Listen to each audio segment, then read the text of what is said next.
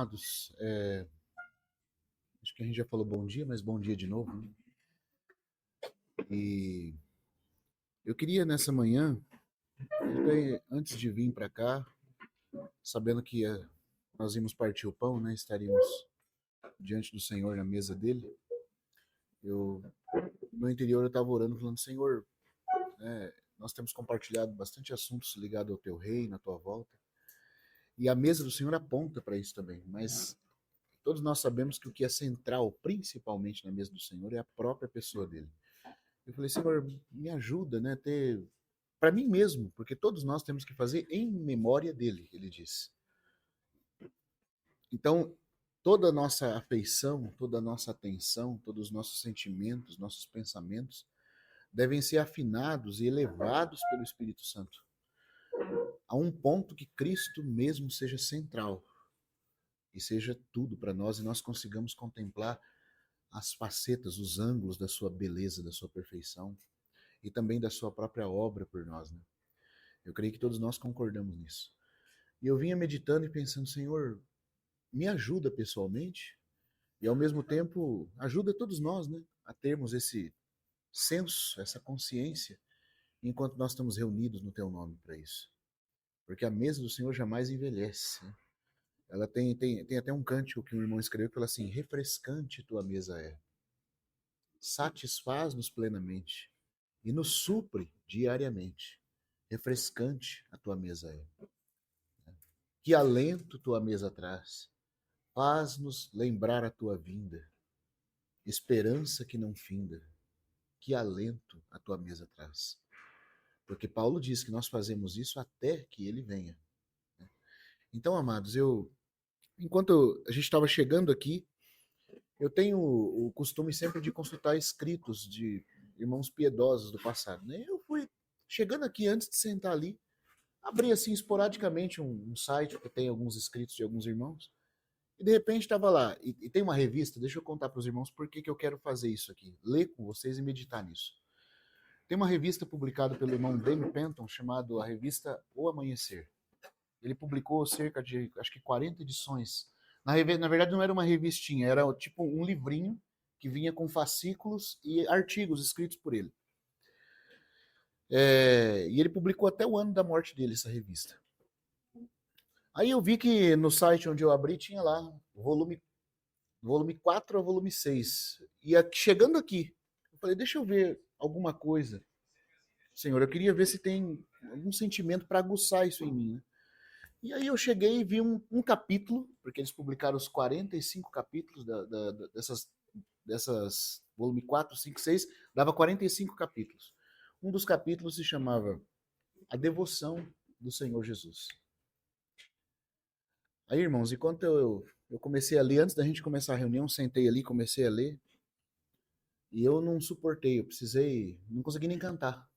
Eu fui tomado assim de um sentimento de quebrantamento, sabe? Porque realmente o irmão recebeu uma graça para falar desse aspecto, porque nós contemplamos a morte do Senhor, principalmente por causa dos nossos pecados, né? E certamente ele morreu para resolver o problema dos nossos pecados.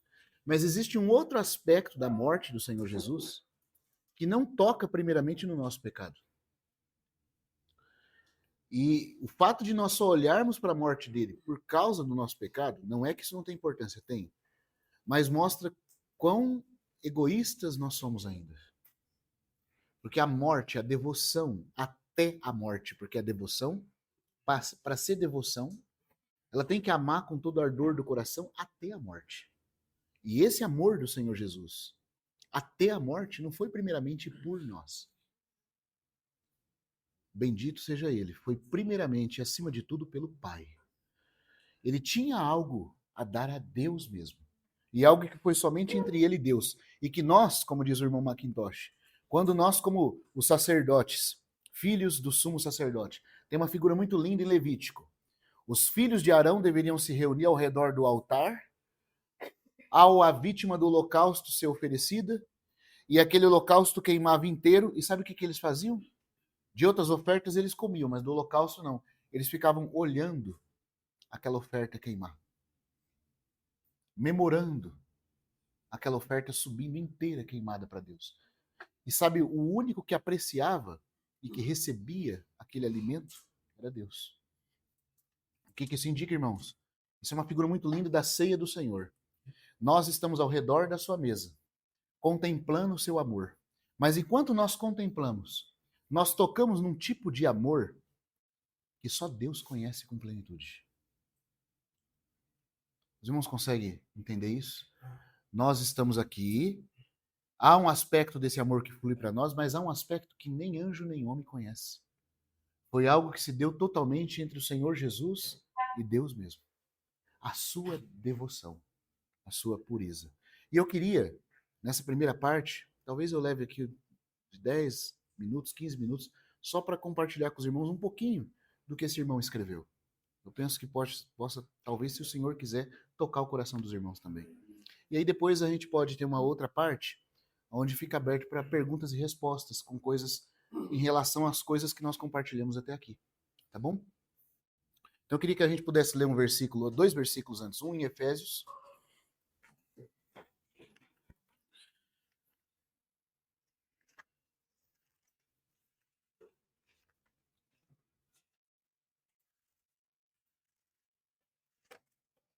Capítulo 5.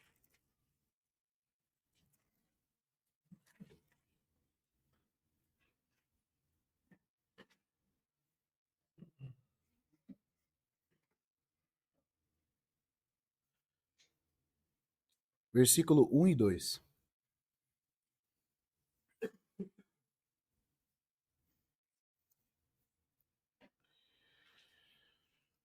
Efésios, capítulo 5, versículo 1 e 2. Eu estou lendo na versão da Bíblia textual.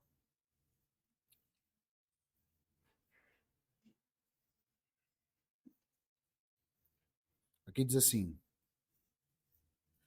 Sede, pois, imitadores de Deus como filhos amados, e andai em amor, como Cristo também nos amou, e se entregou por nós em oferta e sacrifício a Deus como odor fragante.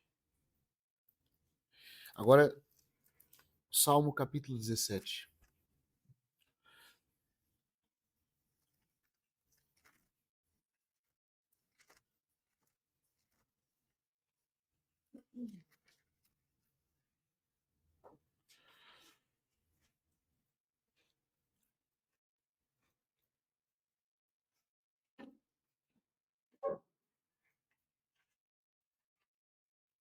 Esse Salmo de Davi.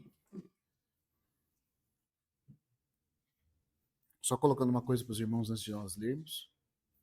Há muitos salmos que são escritos, e os salmos são escritos de uma natureza muito peculiar, porque muitas vezes nos outros livros da Bíblia você tem aquela expressão: veio a palavra do Senhor ao profeta tal, ou o Senhor falou, ou o profeta diz assim diz o Senhor.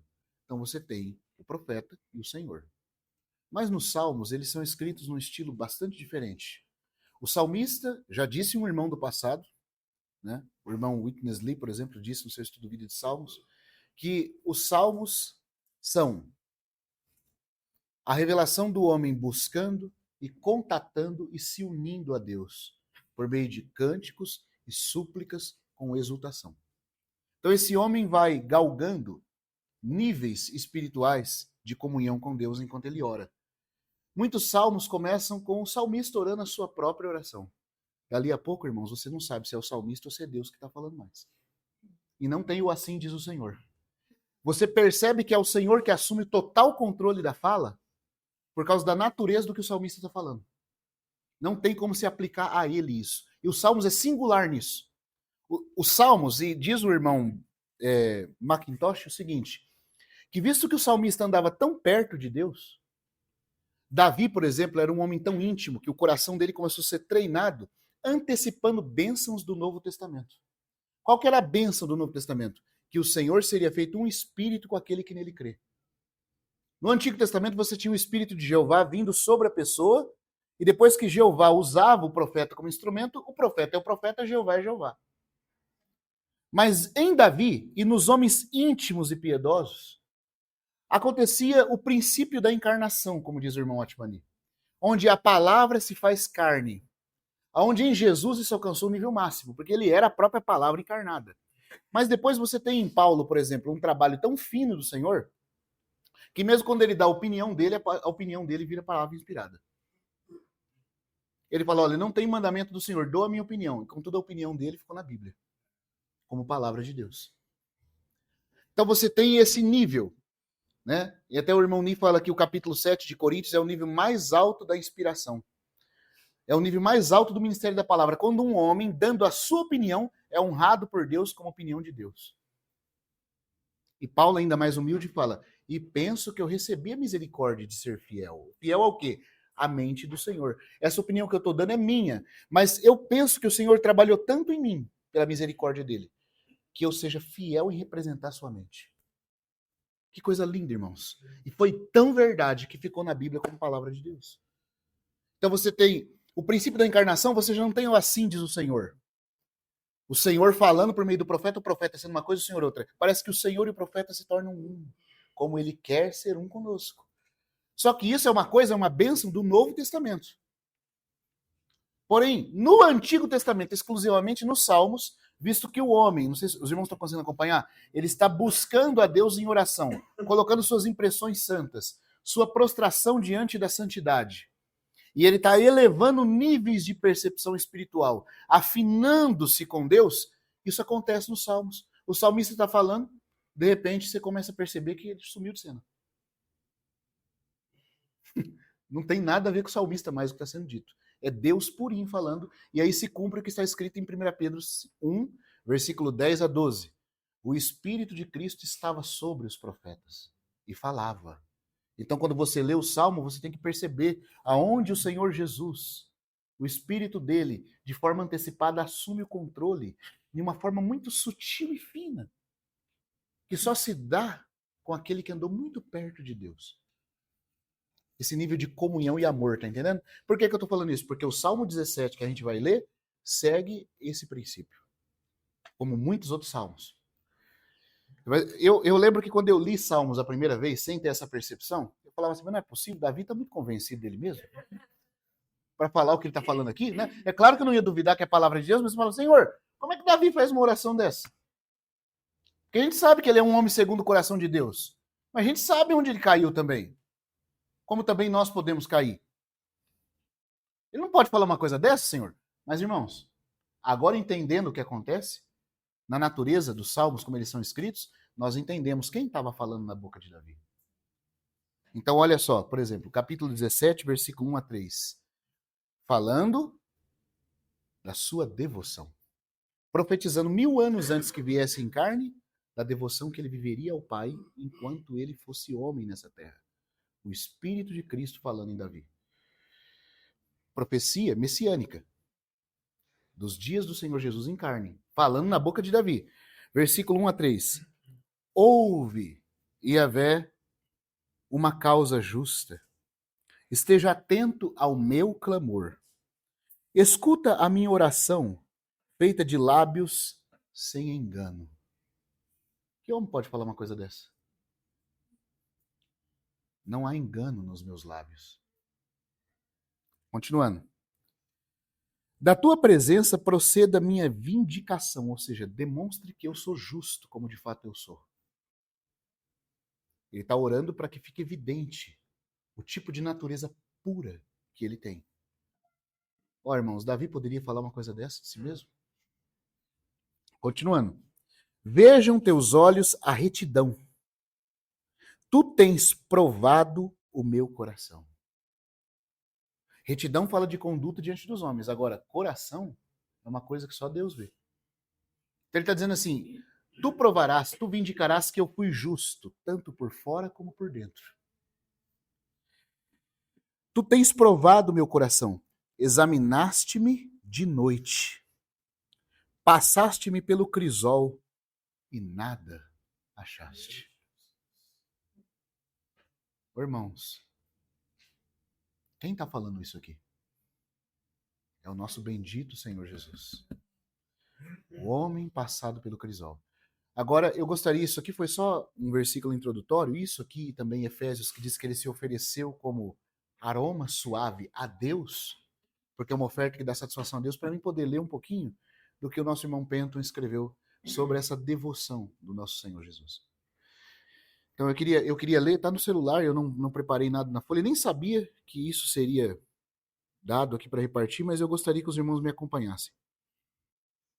No capítulo do fascículo 41 da revista, ele diz assim: já foi dito que aquele que pudesse expor o livro de Levítico, aquele livro de sombras e figuras da pessoa e obra do nosso Senhor, que pudesse expor o livro de Levítico em sua plenitude, estaria dando um quinto evangelho ao mundo. Os irmãos estão entendendo? Porque nós temos 4 evangelhos, narrando a perfeição da vida humana do Senhor. Mas ele falou assim, se alguém conseguisse expor o livro de Levítico apresentando Cristo, como ele está tipificado ali, ele estaria dando um quinto evangelho ao mundo. De tão belo, irmãos, que é a pessoa do Senhor dentro desse livro. Pois as 5 grandes ofertas básicas da lei são tanto espelhos colocados ao redor de Cristo como central, dando 5 retratos do nosso Senhor em diferentes ângulos. O holocausto é a vida de Cristo. A oferta de manjares é o caráter de Cristo. A oferta pacífica é a obra de Cristo. A oferta pelo pecado e as ofertas pelo pecado, culpa e transgressão, né, são a morte de Cristo. Este ritual quintuplo é o primeiro retirado do Messias, apresentado a nós de forma completa. As 5 grandes ofertas foram divididas em 2 classes.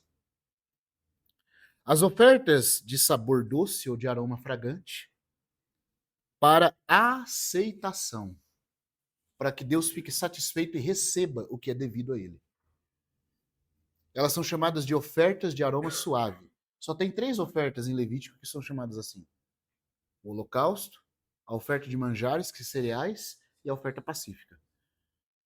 As outras 2 não são chamadas de aroma suave, são chamadas de sacrifícios cruentos. Porque elas não estão lidando com a satisfação de Deus, elas estão lidando com o pecado do homem. E o pecado do homem não é satisfação. Agora, os irmãos estão percebendo que das 5, tem 3 que nem está tocando com o nosso pecado, não está tratando com o nosso pecado. Não tem a ver conosco, irmãos. Nós somos beneficiados, sim, mas nós não somos o centro dela. As outras 2 têm a ver conosco. E essas são de sacrifício cruento de sangue. Agora que ele continua falando. O outro, para fazer, né, aceitação. Uma expressão nunca usada para as ofertas que são para tratar pecado. E as ofertas pelo pecado são para fazer expiação. Uma é aceitação, a outra é expiação. Uma expressão quase exclusivamente confinada a eles, a esses 2 sacrifícios. A única classe surgiu como um aroma doce, a primeira classe. A outra classe das outras 2 ofertas desaparecia num consumir ardente pelo fogo que destruía. E ele também vai falar uma outra coisa aqui, ó. As palavras no hebraico são muito interessantes, porque quando Deus está falando do holocausto, da oferta de manjar, da oferta pacífica, a palavra queimar no hebraico significa perfume de incenso subindo. É um perfume que Deus está respirando. Agora, quando vai tratar da oferta pela culpa e pela transgressão, o pecado, a palavra hebraica muda. Deus não fala de um incenso perfumado. A palavra é destruído pelo fogo. Porque o que toca o pecado tem que ser destruído. Banido. Para longe de Deus. Ambos passam pelo fogo, mas um como perfume. O outro como algo a ser destruído. O Espírito Santo é muito cuidadoso. Embora o tradutor traduziu assim, será consumido pelo fogo. O verbo hebraico consumir, nas primeiras 3 é perfume. É o incenso que está se consumindo e jogando perfume para o céu. Já no segundo grupo, é consumir no sentido de destruir, de acabar com aquilo. Por que isso, irmãos? Porque quando está falando da perfeição do Senhor Jesus para Deus, é só perfume. E quando está falando do que nós somos, é só destruição. Mas Cristo passa pelas 2 etapas. E para que nós não fôssemos destruídos, ele aceita toda a destruição no nosso lugar. Mas o que nós queremos ver aqui, se o Senhor continuar nos dando graça, é essa questão da devoção dele, do primeiro grupo, e especificamente do holocausto. Olha como nosso irmão continua. Agora, ele diz assim, o holocausto, a maior e mais antiga das ofertas, porque você sabe que as outras 4, elas foram instituídas quando Moisés deu a lei, certo? Quando foi que começou a ter oferta de manjares? Deus vindicou a oferta de cereais dos homens. Você lembra que Caim tentou oferecer? Oferta sem sangue, sem gordura no fogo? Deus aceitou? Não. Agora, lá na lei de Moisés ele pede, mas em segundo lugar. Antes dela deve vir a oferta que é queimada inteira para Deus, com derramamento de sangue e gordura sendo queimada no fogo. Que é a mesma que Abel fez. Por isso que ele diz aqui, o holocausto é a mais antiga das ofertas. Ela não é só a primeira que encabeça todas as outras 4 em Levítico. Ela é a mais antiga, porque o que Caim ofereceu, assim que o homem foi Abel, assim que o homem foi expulso do Éden, Abel criava ovelhas para fazer holocausto ao Senhor. Então, o holocausto é muito singular por isso, irmãos. Eu não sei se os irmãos conseguem tocar nisso. A lei de Moisés tem todo o rito, a liturgia do culto, com essas ofertas que representam o nosso Senhor e a obra dele. Todas elas falam de Cristo. Mas a mais antiga, que precede até Moisés, é anterior a Moisés, é anterior a Abraão, é anterior a Jó, sendo Jó mais antigo que Abraão. Não sei se você sabe disso, mas Jó é mais antigo que Abraão. E Jó também oferecia holocaustos. Mais antigo que Noé, porque quando Noé sai da arca, qual é a primeira coisa que ele oferece? Holocausto de aroma suave a Javé. E diz que o Senhor respira o cheiro daquela oferta. Mas antes de Noé, Abel começou oferecendo. É a mais antiga de todas. E quando a liturgia do culto mosaico começa, Deus abre todo o sistema de culto com essa oferta. Isso é o que aparece em Levítico 1. Essa oferta tem que vir antes de todas as outras. Por quê? Então ele diz assim, ó, o holocausto, a maior e mais antiga das ofertas, que remonta a Abraão e a Noé, e provavelmente ao Éden. Porque outra coisa que eu não falei, que ele tocou aqui agora, não é Abel. O primeiro a oferecer um holocausto foi o próprio Deus, na porta do Éden, quando ele matou aquele animal e fez vestes de pele para Adão e Eva. Aquilo ali foi o primeiro sacrifício baseado no qual Abel aprendeu de Adão como Deus gostaria de ser agradado na adoração. Os irmãos estão vendo que interessante isso? E aí continua falando assim, ó. Essa oferta retrata no mosaico da própria arquitetura de Deus presta atenção nisso, irmãos, a autoimolação de uma alma humana totalmente separada do pecado. É a vida humana em todas as suas profundezas e possibilidades devolvida a Deus tal como ele a planejou quando a criou. Por que, irmãos? Porque os outros sacrifícios você derrama sangue para fazer expiação, os outros 2 lá finais. No holocausto não é dito. A palavra expiação poderia ser melhor traduzida para aceitação, quando aparece em Levítico 1. Sabe por quê? Porque essa oferta, o principal dela é a gordura e não o sangue por pecado. O que é a gordura? Vamos lá, a gente sabe. O que é a gordura? Por que a gente cria gordura? É reserva de energia. A energia que te dá vida, força. Então, quando você está oferecendo a gordura no altar, significa que você está dando todas as energias da sua vida.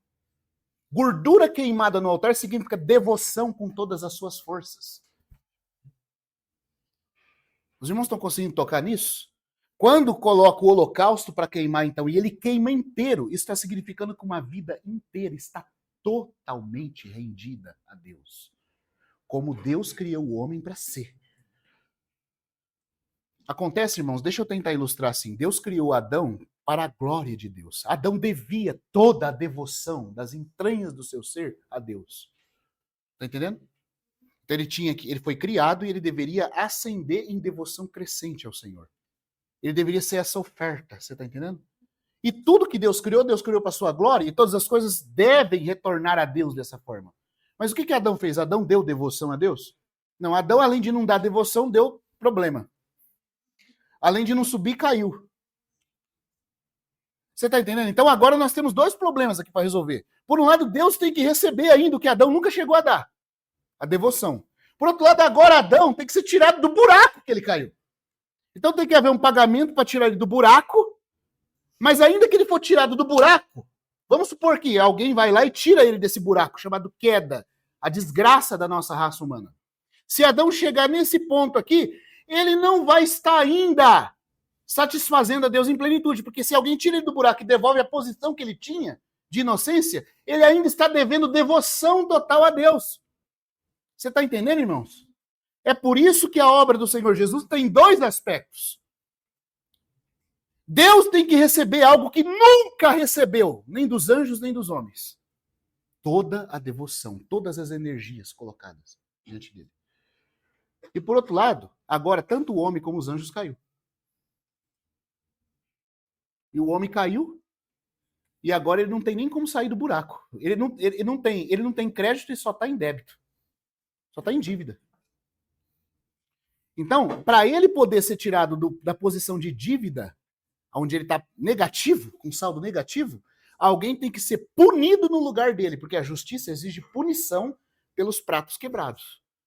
Então, a obra do Senhor Jesus é alguma coisa que substitui-nos na cruz, sendo punido em nosso lugar. Isso são as duas últimas ofertas de Levítico. Oferta de pecado e de transgressão. Cristo sendo punido pela ira de Deus no nosso lugar. Essas são as últimas 3 horas da cruz. Por isso também, queridos irmãos, a cruz do Senhor Jesus vai ter 2 fases. As primeiras 3 horas e as últimas 3 horas. Nas últimas 3 horas, Deus o desampara. Deus vira o rosto dele, de Cristo, e põe sobre Cristo a culpa de todos os nossos pecados e o pune com a sua ira eterna. E as trevas permeiam tudo. Isso são as últimas 3 horas. Isso é o que tem a ver conosco. É para nos tirar do buraco que a gente caiu. Isso concede a nós perdão de pecados. Mas esse não é a única questão. Mesmo que nós fomos perdoados, os irmãos estão conseguindo acompanhar? Nós ainda devemos algo a Deus de forma positiva. Nós temos que dar satisfação para Deus, porque foi para isso que Deus nos criou. E Cristo, sendo punido no nosso lugar, só nos põe na posição que Adão tinha antes de cair. Mas ainda que Adão não tivesse caído, ele tinha que dar algo a Deus. E Deus não recebeu isso até agora. Os irmãos estão entendendo? Então, se a obra de Jesus na cruz, para nós, ela só começa a nos beneficiar nas últimas 3 horas, o que ele estava fazendo nas primeiras 3? Porque é só nas últimas 3 horas, quando ele dá o 4º brado do Calvário, ele deu 7 brados. No 4º brado ele fala, Deus meu, por que me desamparaste? E as trevas cobrem tudo, porque agora está começando a receber juízo, ira no nosso lugar. Agora ele está tocando nas outras 2 ofertas finais, nas ofertas que é consumida, destruída pelo fogo. É Jesus suportando o fogo da ira de Deus no nosso lugar. Mas, irmão, se ele só está tratando conosco nas últimas 3 horas, essa é a pergunta que fica, o que ele estava fazendo nas primeiras 3? Sabe o que ele estava fazendo, irmãos? Nas primeiras 3, você pode ver que, quando vai inaugurar as últimas 3 horas, ele não fala meu pai, ele fala Deus meu. Porque ele não está na relação de filho com o pai. Ele está no lugar da criatura amaldiçoada, tratando com Deus. É a criatura falando com Deus. Eu não estou dizendo que Jesus é uma criatura, mas ele está posicionalmente como uma criatura, substituindo as criaturas abandonadas. Então ele não fala assim, meu pai, por que me desamparaste? Ali não é pai, ali Deus é um juiz e ele é uma criatura. Tá entendendo? Agora, nas primeiras 3 horas, como que é a relação dele com o pai? Com o pai. É um filho com o pai. Ele fala, pai, ele inaugura as 7 frases dizendo, pai, perdoa-lhes. Porque nessas primeiras 3 horas ele não está lidando com o nosso problema ainda. Mas aí, os irmãos estão conseguindo acompanhar? Fica a pergunta. Então, com o que ele estava lidando nas primeiras 3 horas? Ele estava dando para Deus o que Deus não tinha recebido. Deus nunca tinha recebido amor até a morte. Um amor perfeito de alguém. Ninguém nunca havia amado a Deus.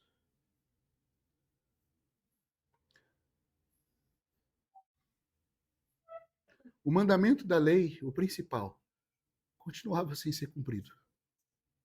Amarás o Senhor teu Deus de todo o teu coração, de toda a tua alma, de toda a tua força e de todo o teu entendimento. Ninguém nunca havia amado a Deus assim.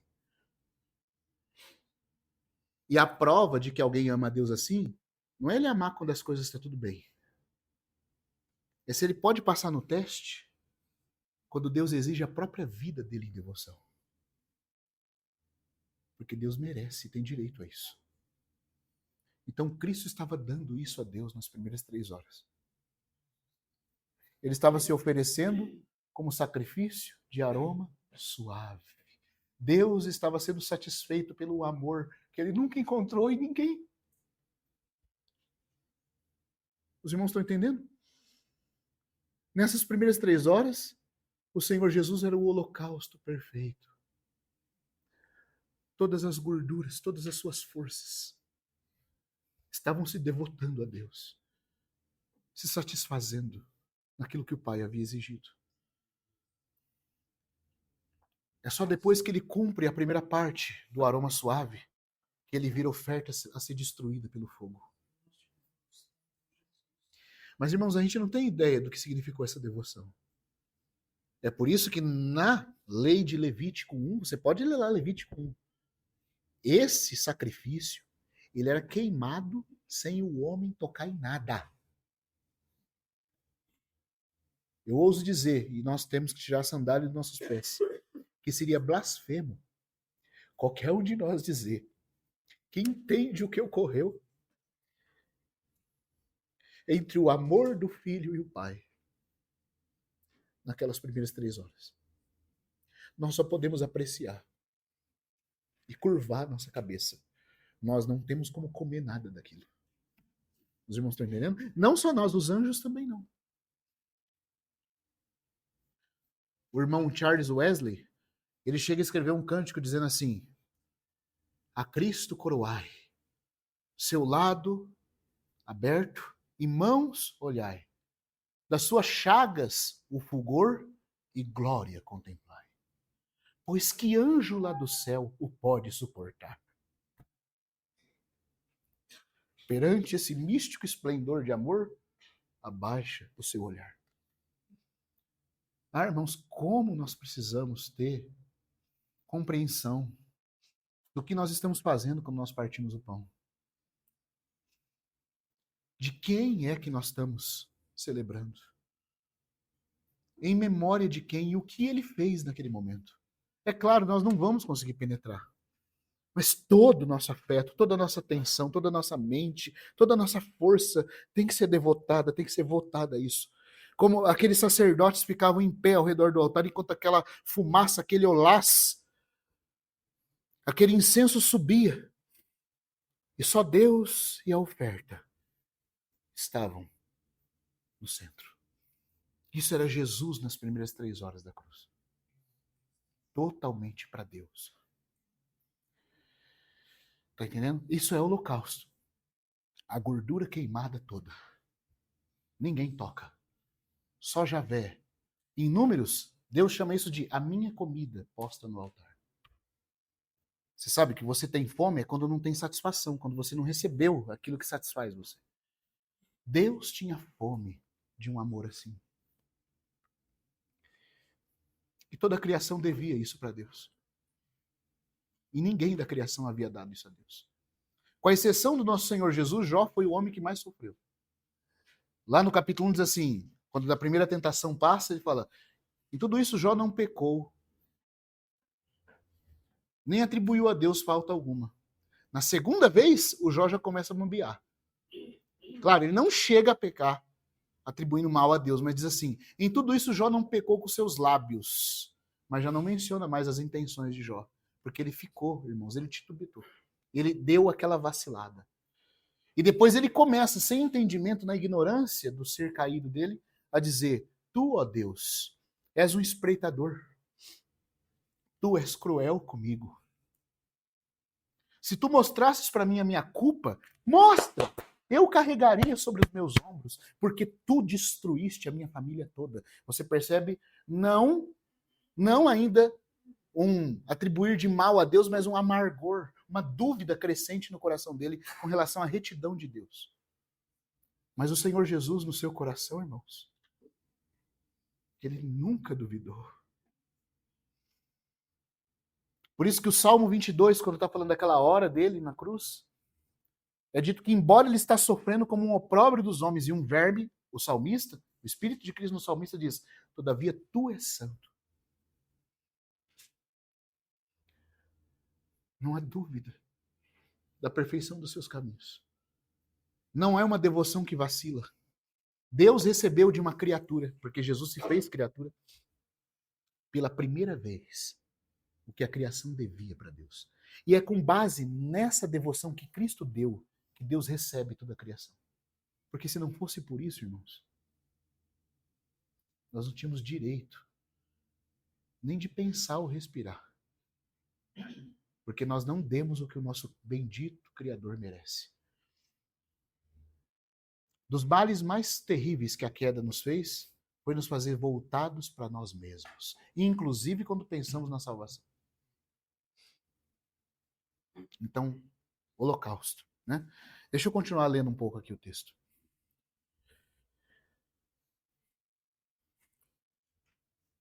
Ele continua assim, ó.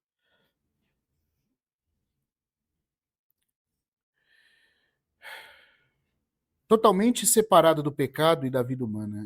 É a vida humana em todas as profundezas, possibilidades, devolvida a Deus tal como ele planejou quando criou o mundo. Outras ofertas eram alimento para os sacerdotes, no todo ou em parte. Esta oferta, o holocausto, era alimento somente para Deus. Somente Deus consumia, e Deus consumia por completo. Portanto, o primeiro retrato de Cristo na Bíblia é a imagem repentina de uma vida sem pecado. Por isso que é dito do holocausto. Porque para ele poder dar essa satisfação a Deus, o pecado não pode tocá-lo. É dito em Levítico 1:10. Algum irmão quer ler Levítico 1:10, por favor? Quem puder ler. E a sua oferta for de gado miúdo, carneiros ou de cabritos, para holocausto, trará macho sem defeito. Isso. O que é dito do holocausto? Ele será um macho sem defeito. Levítico 1:10. Agora olha só o que o irmão Penton coloca. Os rabinos judeus, tradicionalmente, consideram 50 possíveis defeitos a serem examinados ao oferecer um holocausto. 50 possíveis defeitos. Qualquer um dos quais desqualificaria um sacrifício. 5 eles olham na orelha. Tem algum problema ligado ao ouvido. 3 nas pálpebras. 8 no olho e assim por diante. Mas o holocausto, isso é o rabino judeu, considerando. Mas essas conjecturas judaicas dos rabinos só olham os defeitos estéticos da exterioridade do sacrifício. Porém, olha o que o irmão Penton diz assim, ó. Porém, Deus, no holocausto, foi muito mais além. Para verificar a perfeição interna, bem como a simetria externa, o animal era esfolado. Tem que ter tirado a pele dele, separar a pele da carne para poder olhar se não tinha defeito dentro. O animal era esfolado, né? Ele, está escrito em Levítico, esfolará o holocausto e o cortará em seus pedaços, para que pudesse ser examinado minuciosamente. O arrancar e esfolar da pele desnudava a vida interior. Então, aqueles sofrimentos, sabe? Porque o esfolar significa isso, é machucar você. Irmãos, que homem que sendo machucado e ferido só devolveu pureza enquanto isso acontecia. Irmãos, a gente não aguenta um irmão olhar torto pra gente. Não precisa nem dele cortar a gente. É só o irmão não dar uma paz assim meio sorridente e a gente já sai aquela coisa feia de dentro de nós. Às vezes o irmão só tava com dor de cabeça, não te viu direito, tava, o irmão me viu ontem lá, não, pronto. Já sai maledicência. E sai espalhando pros outros ainda. Fulano não tá. Bem que eu desconfiava que ele não é aquela coisa toda. É só porque te olhou de outro jeito, pronto.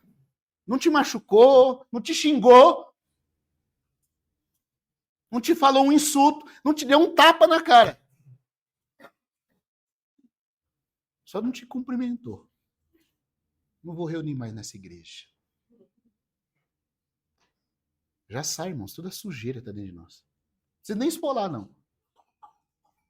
Agora aqui está falando de uma vida que quanto mais era machucada, você está entendendo? Porque isso é esfolar. Mais ficava evidente a pureza que estava dentro. Irmãos, desculpa, mas não é constrangedor isso? Eu acho que às vezes a gente vê falar que Jesus é sem pecado, nós lemos no Evangelho, mas a gente não para meditar nisso enquanto a figura de Levítico não é mostrada. Às vezes a ilustração, a figura, nos ajuda a entender as coisas. Dizem que o sândalo é assim, o machado bate e fere a árvore, e o que ele devolve é perfume. Nós não somos sândalo, nós somos sarça. Que vida é essa que quando machucada devolve amor? Então, o holocausto era esfolado, né, para que a perfeição interna, bem como a simetria externa, fosse examinada minuciosamente. O arrancar e esfolar desnudava a vida interior e os segredos mais profundos da alma.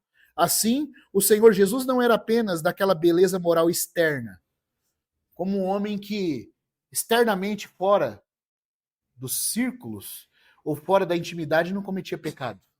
Ele não era só dessa beleza externa, que nós temos às vezes muito. Nós estamos aqui sentados na reunião, né?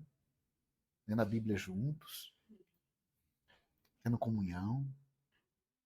Mas é lá em casa, e muito mais do que lá em casa, junto dos parentes, é lá na hora que você está em segredo. O Dele Moody falava assim, caráter é o que uma pessoa faz quando ninguém está vendo. É lá quando os seus pensamentos estão livres para ser só você naquela hora. O que sai deles? Então, Deus exigia que ele não fosse perfeito só por fora, mas tinha que esfolar para ver o que estava dentro. E é muito bonito que para poder mostrar o que está dentro tem que machucar. Olha que interessante, irmãos. É quando você é machucado que o que está dentro de você aparece. E aí nós vemos que nenhum de nós passa no teste. Só Jesus passou no teste. Essa é a devoção do Senhor Jesus. E continua falando assim, ó.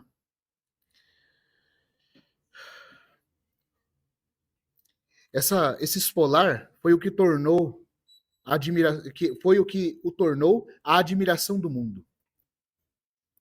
Quando foi, ao ser peneirado pelos homens, peneirado por Satanás e peneirado por Deus, seus pensamentos, emoções e vontades, todos eram rasgados e todos resistiram ao teste.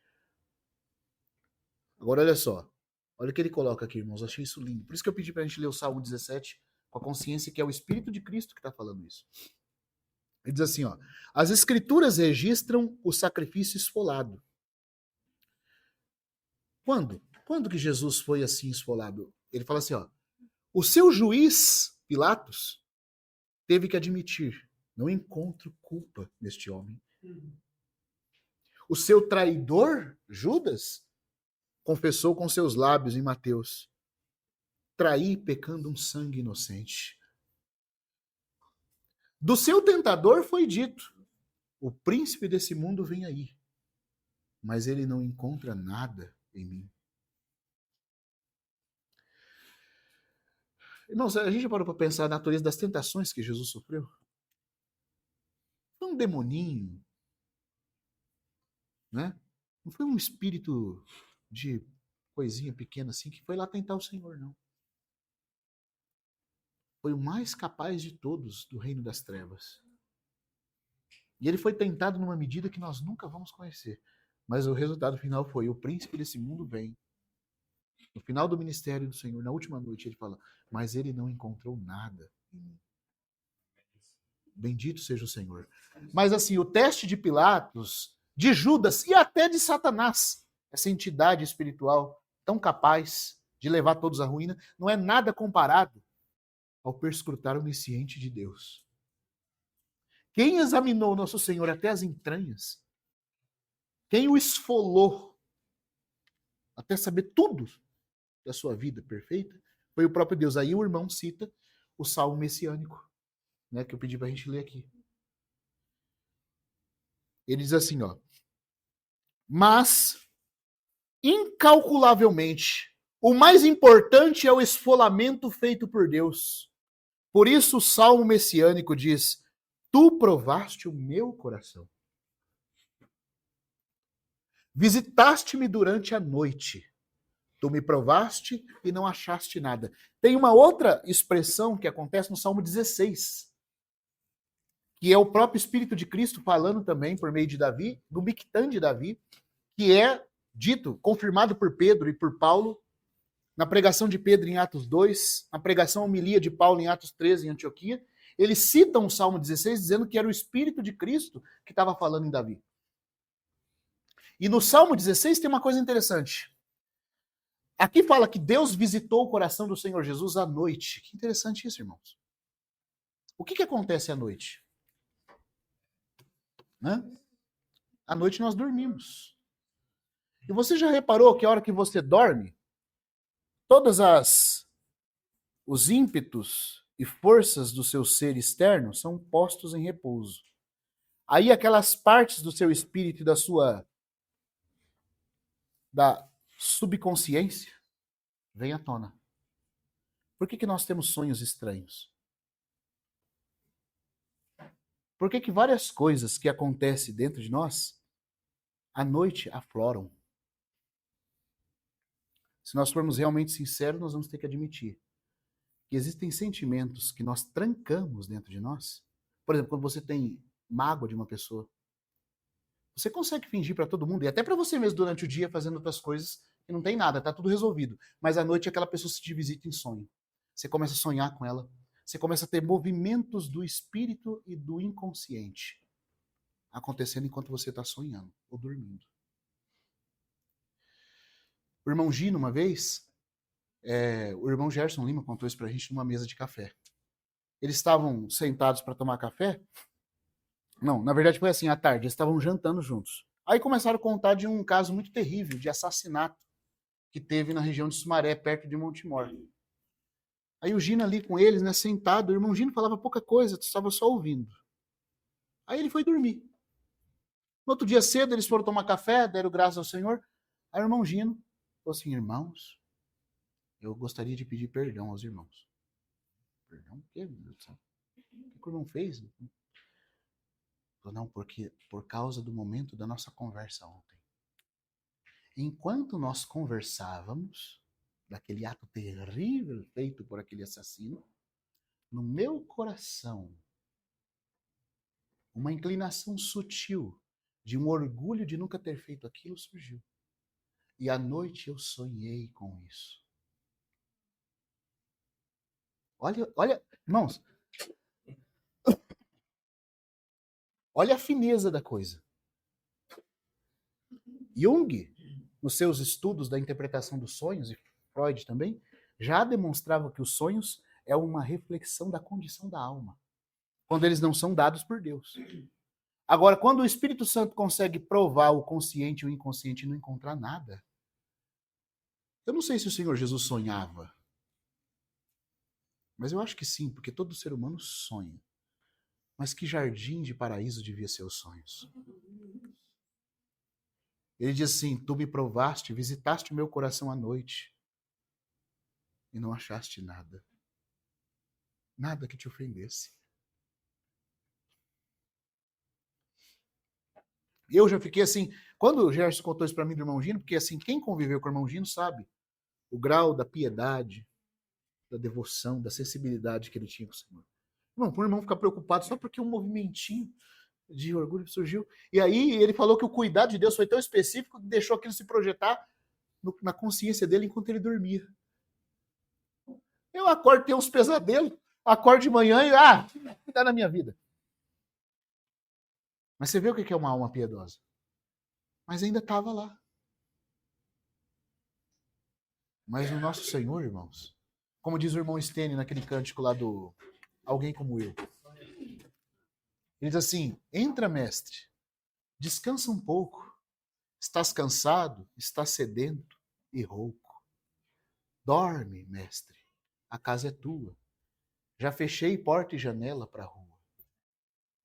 Deixou-me falando só. Dormiu tão pesado que fazia dó. Chegou cansado, né, dos labores. Eu penso que o Stênio está se imaginando como Maria recebendo Jesus em Betânia, depois daquele dia cansado de embate com os fariseus em Jerusalém. Aí ele fala assim: como será, mestre? Ele fica assim como Maria observando Jesus dormindo. Né? E ele fala: como será, mestre, este sonho seu? Sonhas como homem ou sonhas como Deus? Sonhas com a glória que tinha com o Pai na luz? Ou sonhas com a cruz? Como eram os sonhos do Senhor? Amados, aí o Salmo 16, vamos ler aqui.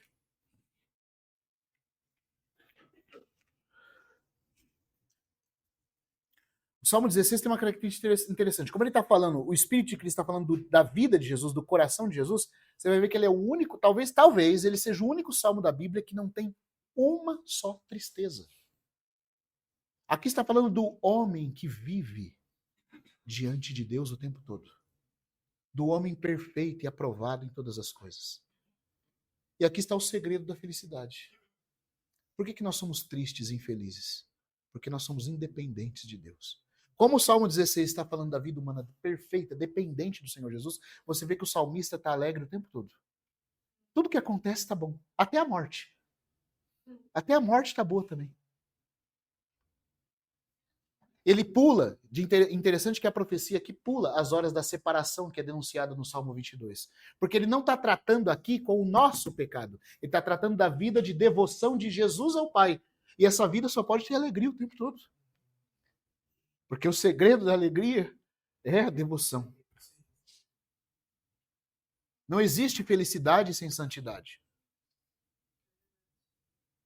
Então aqui, quando está falando nós vamos ver, na verdade, se os irmãos consultarem qualquer estudioso dos Salmos com cuidado, vocês vão ver que existem muitos paralelos entre o Salmo 16 e 17. O 16 sendo o Mictã de Davi, esse salmo do brilho, do esplendor, da esteliografia, porque é isso que é o Mictã, aponta para esse memorial de honra, daquele que tem a honra para ter o memorial. E aí, o que diz aqui no versículo 6? Vamos começar no 6. Embora o salmo todo é lindo, é maravilhoso, mas no 6 fala: as cordas me caíram em lugares deleitosos. Aqui está falando das cordas de distribuição da terra, da herança. Ele está falando assim: a herança que tu me das é maravilhosa. A porção que está reservada para mim é maravilhosa. É formosa a herdade que me coube. Versículo 7. Lembra que é o Espírito de Cristo falando, é o Filho falando para o Pai, isso aqui. Porque é Cristo em Davi falando. Bendirei a Yahvé que me aconselha. Na sua vida de dependência, ele buscava sempre receber do Pai. Uma das coisas mais lindas que eu vejo é Isaías 50, que fala assim: o Senhor meu Deus me desperta todas as manhãs. Desperta-me para que eu ouça como os eruditos. E Jesus fala em João: o filho nada pode fazer de si mesmo. O Pai que permanece em mim me tem prescrito o que dizer e o que falar. Por isso o Pai sempre me ouve, porque eu sempre faço o que lhe agrada. Um homem para falar uma coisa dessa, ou ele é louco, ou ele é soberbo, ou ele é Deus mesmo.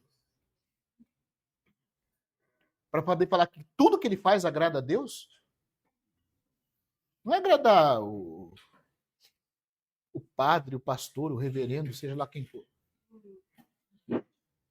E aí continua assim, olha agora. O mesmo eco lá do Salmo 17. Ainda nas noites me corrigem meus rins. A palavra corrigir aqui não está muito bem traduzida, porque Deus não tem o que corrigir em Jesus. A palavra seria mais no sentido de adestrar, aperfeiçoar, afinar. Porque Jesus já era perfeito, mas essa perfeição, quanto mais ele passava pelos sofrimentos e as lutas, quando chegava na hora de dormir, ou nos momentos noturnos de comunhão dele com Deus isolada, Deus adestrava. Mais ainda.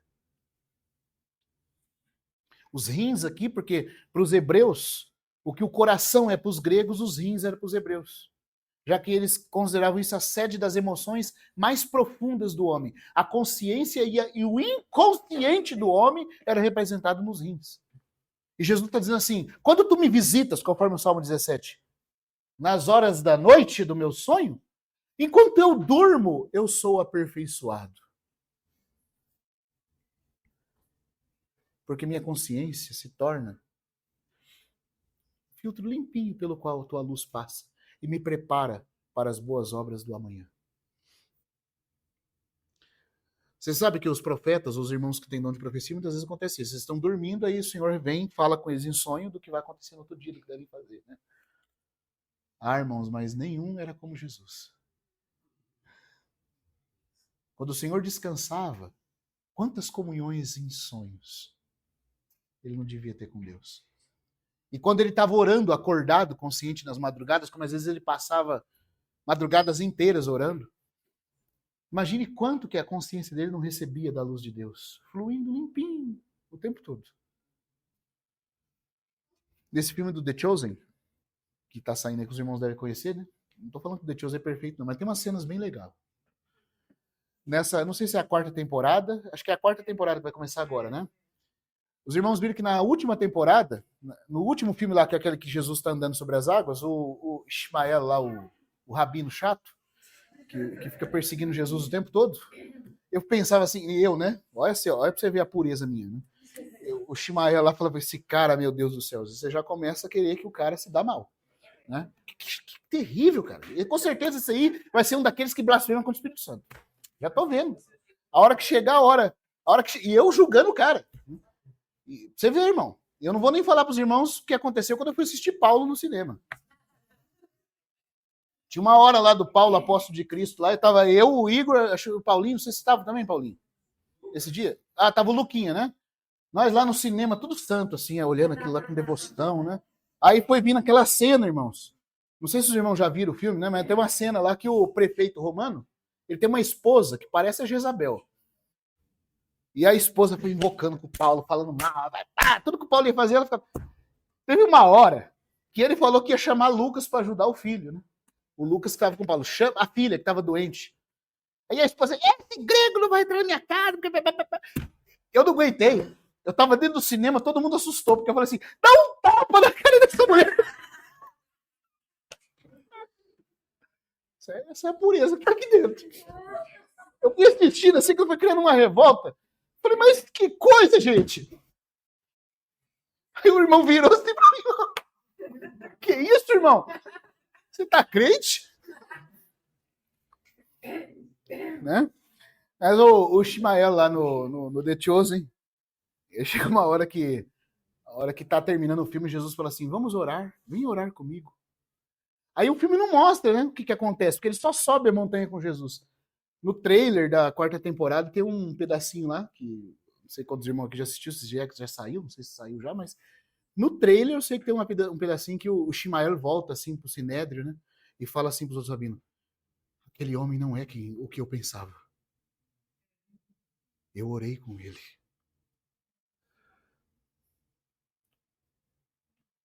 O Leonardo Ravenhill fala que muitos queriam ver os milagres de Jesus, dariam tudo para ver ele multiplicar pães, para ver ele curar leprosos, esse tipo de coisa, ressuscitar mortos. Mas ele fala assim: eu daria tudo só para vê-lo orar. Como é que era essa oração, irmãos? Eu já participei de reuniões de oração onde tem irmãos mais elevados no Senhor e é diferente. Se você pudesse ver Paulo orar, também talvez seria muito mais diferente. Se você pudesse ver Jesus orar, irmãos. Olha, a Bíblia diz que o momento que ele foi transfigurado era enquanto ele orava. Então, isso aqui que está falando? Está falando dessas partes internas dele. Essa é a devoção do nosso Senhor Jesus. Deixa eu continuar aqui para concluir. Eu não vou ler o texto todo, tá? Depois, se os irmãos quiserem, eu separo e mando essa meditação, essa reflexão do irmão Penton aqui. Agora, o holocausto é vida oferecida a Deus. Assim como a oferta pelo pecado é uma morte oferecida a Deus. E, portanto, o holocausto, que representa a vida que começa em Belém, vem primeiro. E as ofertas pelo pecado, que representa a maldição do Calvário, vem por último. E é assim que está na ordem. Começa com o holocausto em Levítico, termina com a oferta pelo pecado. Assim como Jesus começa com uma vida primeiro devota a Deus, amando a Deus da vida até a morte, e termina sendo feito maldição por nós. Que lindo, né, irmãos? Deus não faz nada impreciso, solto. Está tudo costurado. É os nossos olhos que tem que ser abertos para ver. E aí continua assim, ó. Mas, olha só, eu vou parar com isso aqui, com essa parte. Mas a devoção completa a Deus por fora e por dentro, um holocausto, que é essa devoção, abrange necessariamente mais do que a vida. Mais do que a vida. E inclui, se Deus assim o exigir.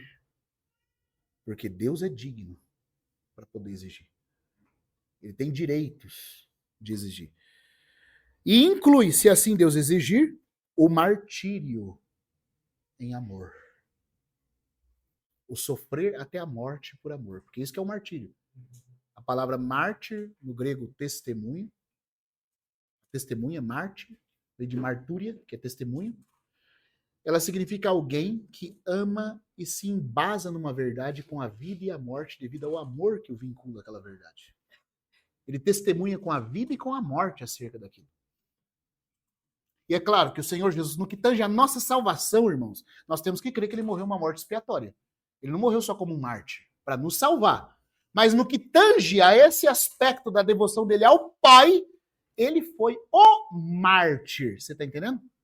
Por isso que Apocalipse vai ousar dizer no capítulo 1, versículo 5, isso aqui ajuda a gente a entender aquela expressão lá, que ele é chamado de a testemunha, o quê?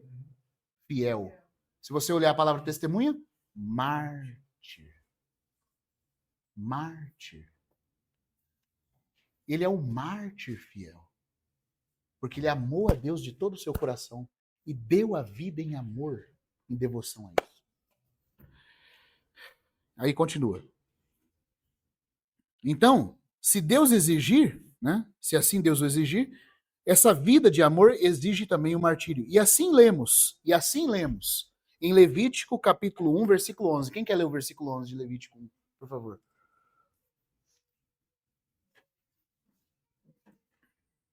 Irmãos, sim.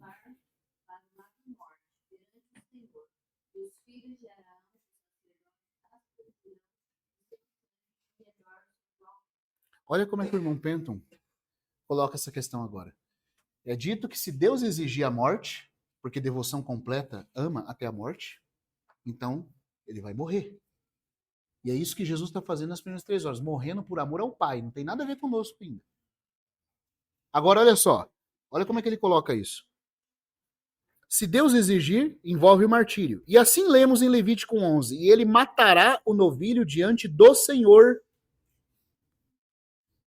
Ele o matará ao lado do altar que dá para o norte diante do Senhor. Olha o que ele coloca agora. De acordo com a profecia, o julgamento vem do norte. Jeremias 5:6. E Jerusalém e o Monte Sião, onde o Senhor foi crucificado, está para as bandas do norte.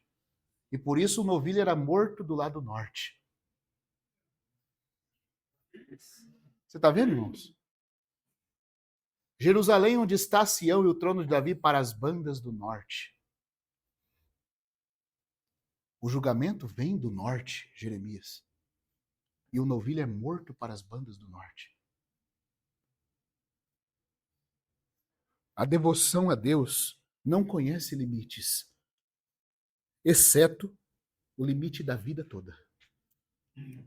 A devoção a Deus não conhece limites, senão o limite da vida toda. Pois a criação é um ato da soberania de Deus. A vida, em absoluto, é puramente uma dádiva do Criador. Portanto, ele pode dar a vida, sustentar a vida ou retirar a vida. E nenhum mal ele está fazendo à criatura. Se qualquer um de nós tirar a vida, nós estamos pecando. Deus não está pecando se ele pede a vida de volta. Porque quem deu a vida? Ele. Ele é o único que merece a nossa vida e a nossa morte. E a devoção não conhece limite, exceto o limite da vida toda derramada.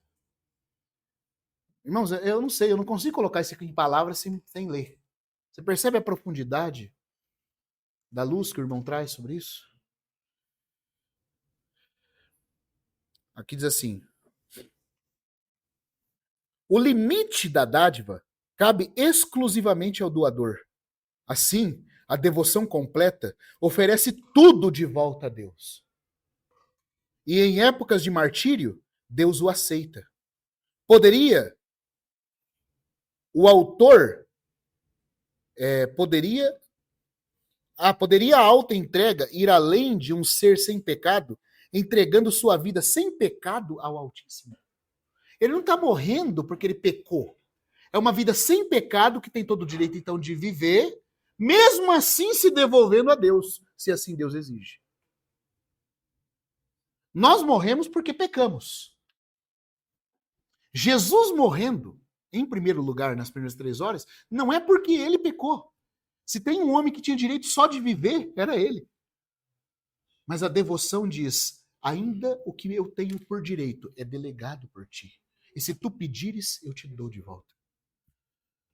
Isso é devoção. Jó chegou perto disso quando disse: ainda que ele me mate, eu confiarei nele. Mas Jó era uma vida imperfeita. E se ele morresse, é uma vida imperfeita, morrendo, pecou. Mas Jesus não, irmãos. Não está dito que o salário do pecado é a morte? Então uma vida que não pecou só merece viver. Mas e se essa vida que só merece viver entende que até essa vida é de direito de Deus? Porque foi Deus que a deu, e quando Deus a pede, ela se oferece. Eu não sei, eu não consigo ir além disso aqui. Eu só queria que a gente pudesse meditar um pouco nisso. Esse é o Senhor que nós adoramos. Essa é a devoção que nele nós somos chamados cada vez mais a galgar. E por meio de Jesus Cristo oferecermos um desses sacrifícios espirituais a Deus. Irmãos, que o Senhor abençoe o nosso coração para penetrar nessas coisas. Só Ele para nos ajudar. Só Ele para nos ajudar. Eu vou parar por aqui. Eu não vou. O texto é mais longo, ele tem mais 2 grandes parágrafos aqui continuando. Mas eu acho que depois qualquer coisa eu mando para os irmãos. O Senhor nos ajude. Possamos ver, sabe, sentir, estreitar a nossa emoção, nosso coração, porque o Senhor merece toda a nossa entrega. Se Deus merecia dele, que é uma vida perfeita, quanto mais de nós. Porque não temos nada, irmãos. Exceto o que ele dá. que nós possamos devolver, também por meio de Cristo. Cristo é tudo em todos.